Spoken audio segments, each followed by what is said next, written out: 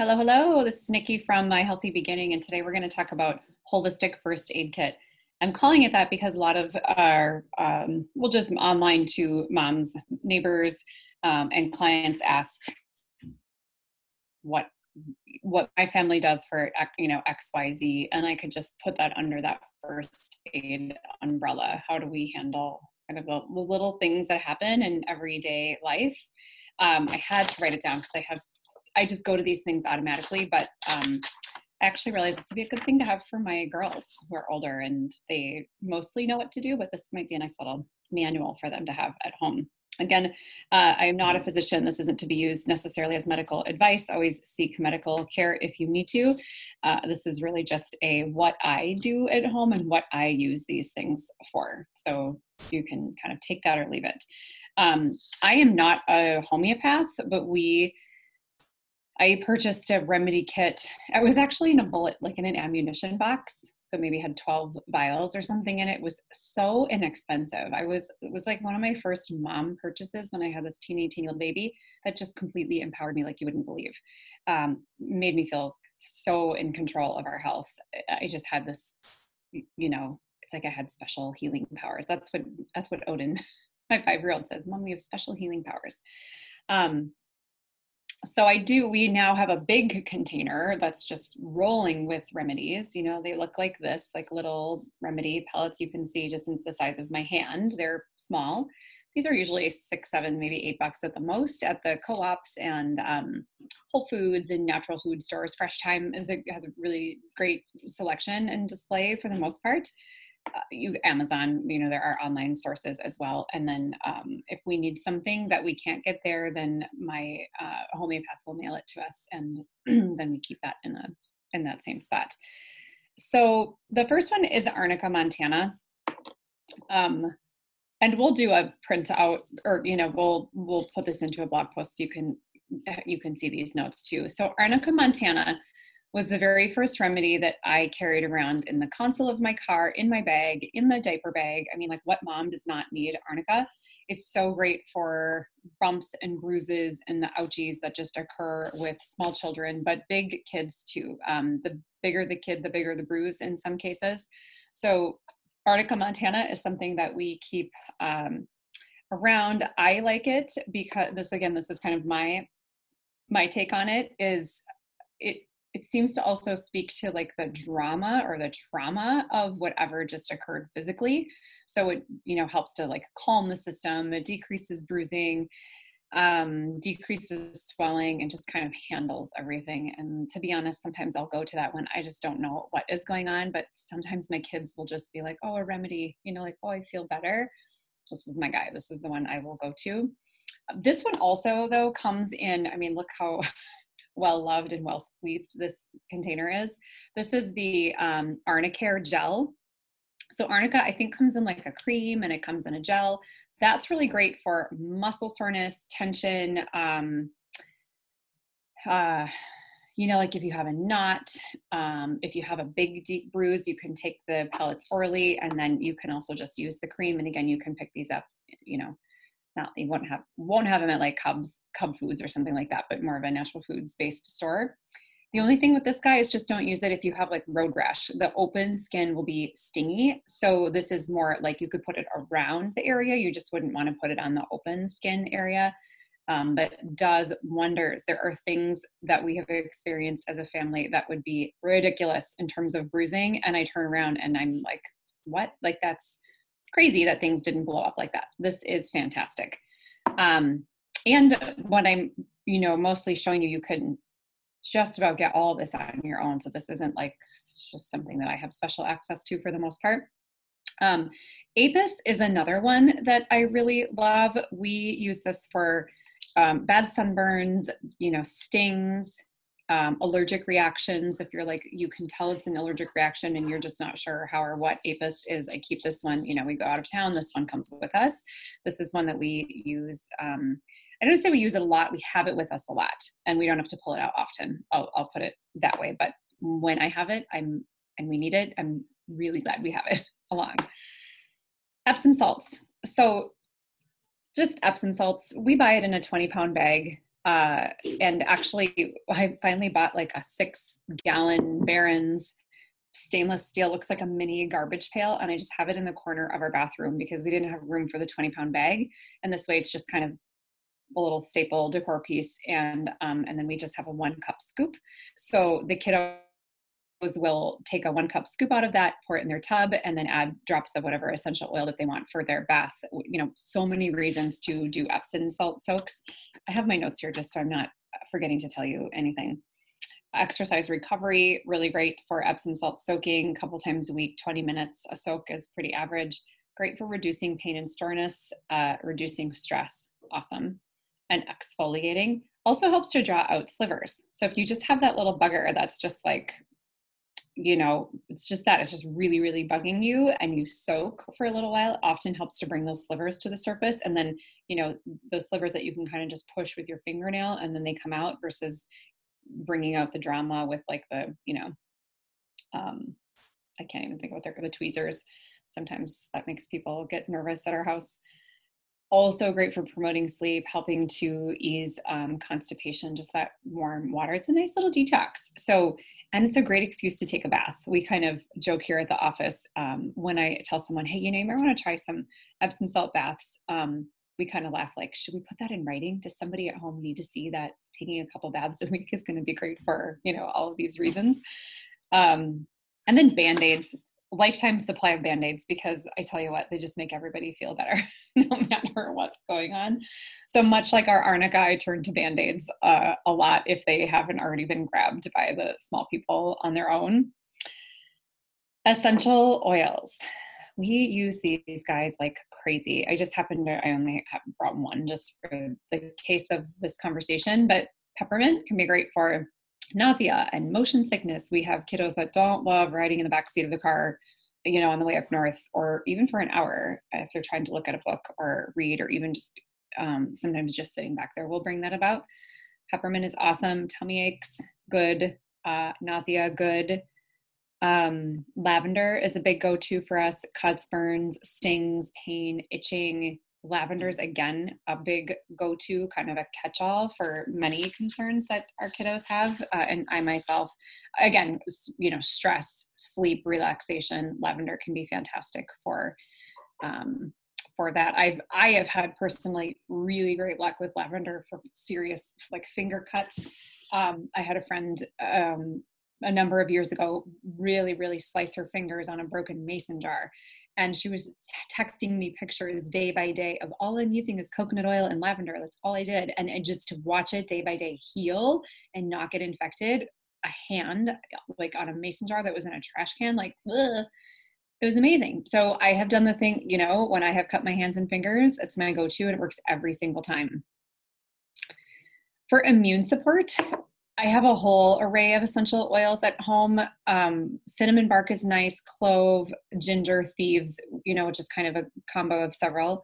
Eucalyptus, raven star. These happen to be Young Living oils. They are my tried and true favorite. The Breathe Again roll-on is really nice. Sniffle Ease is great for the little ones. RC is awesome.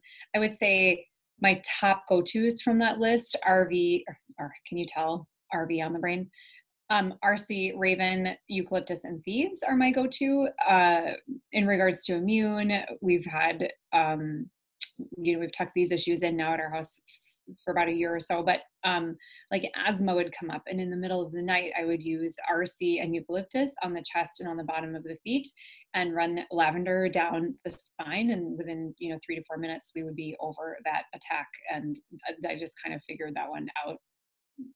I can't remember if I used my oils book or not for that, but that's my go-to for that. And if you feel like you have something coming on, I know Michelle Larson, our oils guru, loves to do like a drop of clove in her tea, but I have taken Thieves, which is very, very strong, and put a toothpick into the top, right? Like that little hole at the top, like put a toothpick into the hole of Thieves and then stir that toothpick into tea or stir that into your yogurt, and you just get this subtle cinnamon, yummy kind of clovey cinnamony flavor. That is delicious.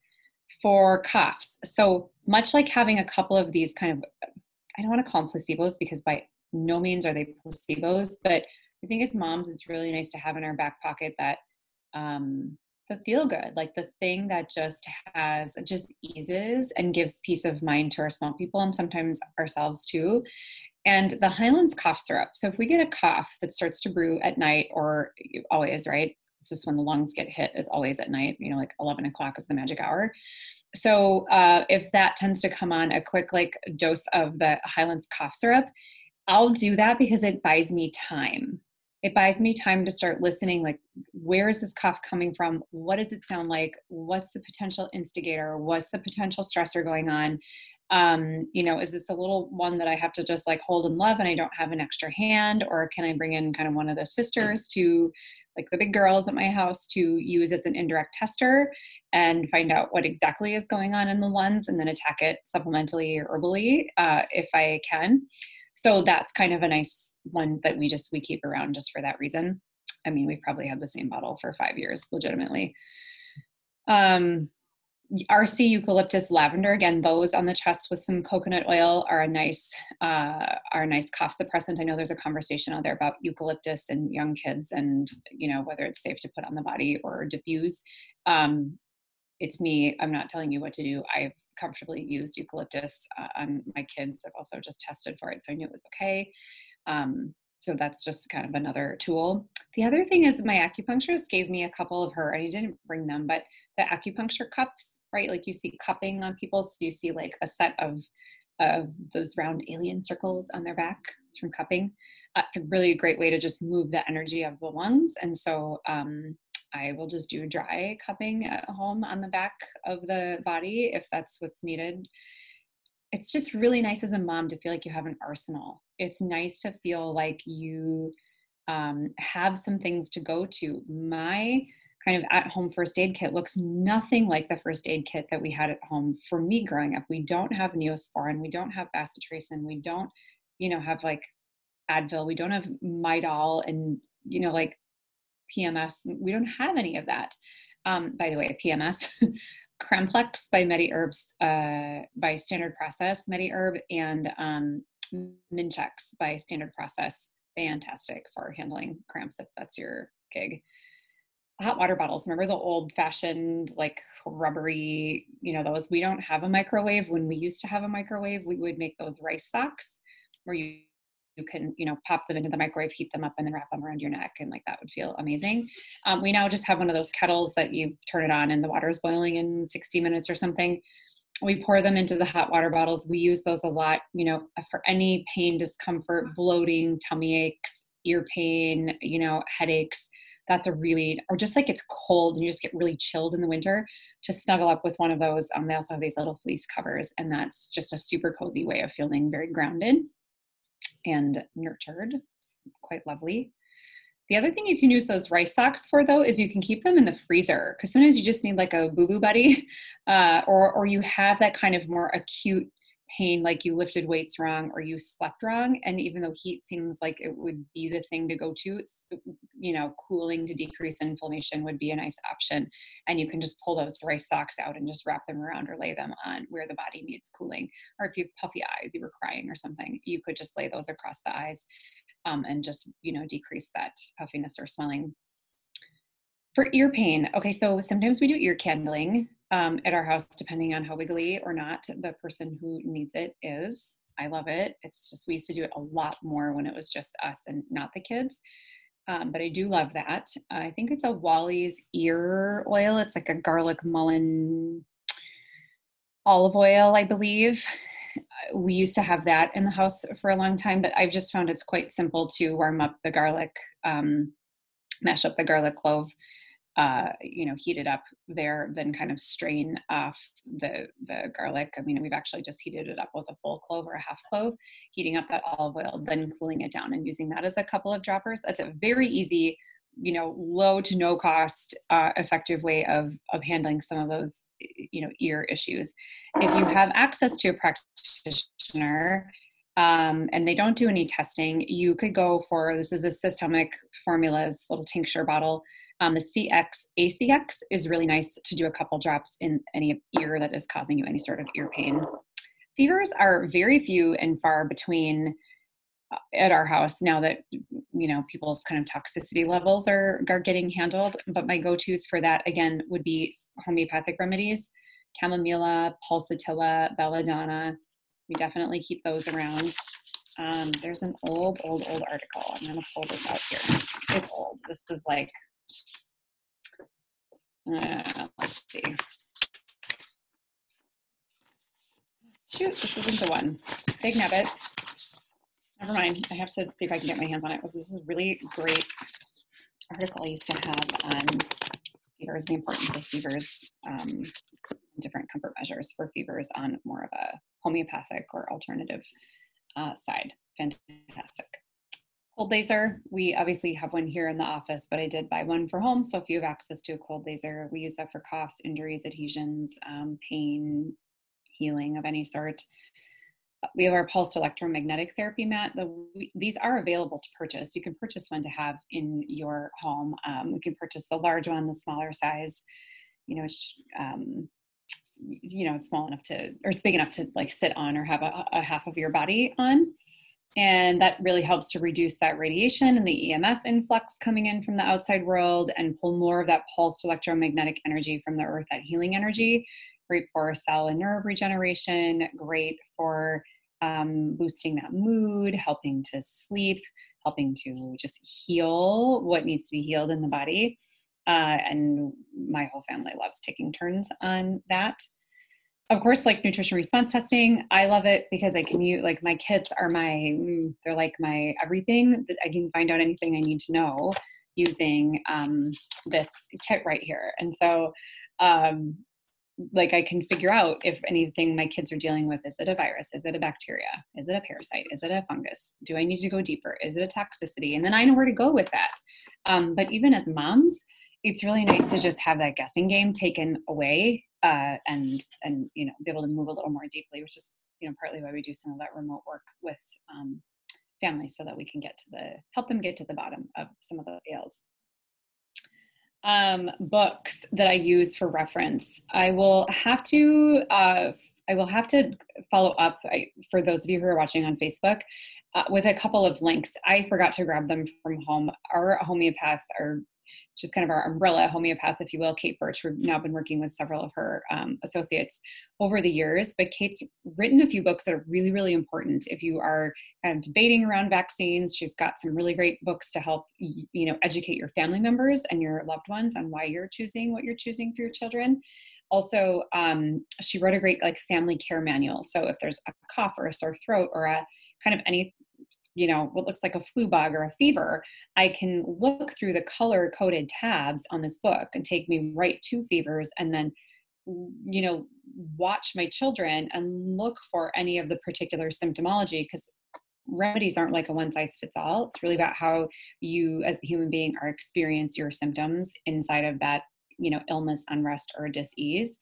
In my opinion, that's how I read homeopathy.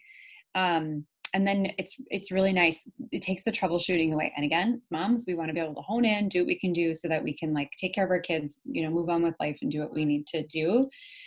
This other book, okay, this is copyright 1994. I stumbled across this book, as a new mom in my early years, probably somewhere between 2003 and 2005. It's called Smart Medicine for a Healthy Child. I'll hold it up here.